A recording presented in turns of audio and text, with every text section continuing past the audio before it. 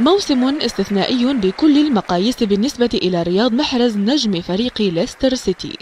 اللاعب الجزائري الشاب البالغ من العمر 25 عاما تفوق على زميله في الفريق جيمي فاردي وهاري كين مهاجم توتنهام هوتسبير وكذلك مسعود أوزيل لاعب أرسنال، ونال لقب أفضل لاعب في البريمير ليج هذا الموسم. أنا أصغر لاعب يفوز بهذه الجائزة، وعندما تسمع أسماء لاعبين كبار يتنافسون على الجائزة تشعر بالفخر لأنك جزء من هذه المنافسة. أنا ممتن جدا وسعيد للغاية لتتويجي بهذا اللقب. ولد محرز في مدينة سارسيل الفرنسية من أب جزائري وأم تعود أصولها إلى كل من الجزائر والمغرب.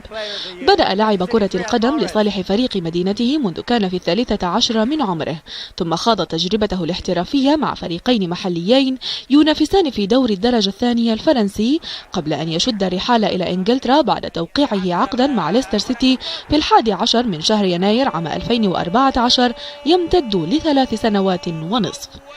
وفي شهر يناير من العام الحالي ارتفعت قيمة اللاعب الجزائري الشاب من 6 ملايين ونصف المليون دولار إلى أكثر من 43 مليون دولار، وصنف من بين أفضل 50 لاعبا في القارة الأوروبية.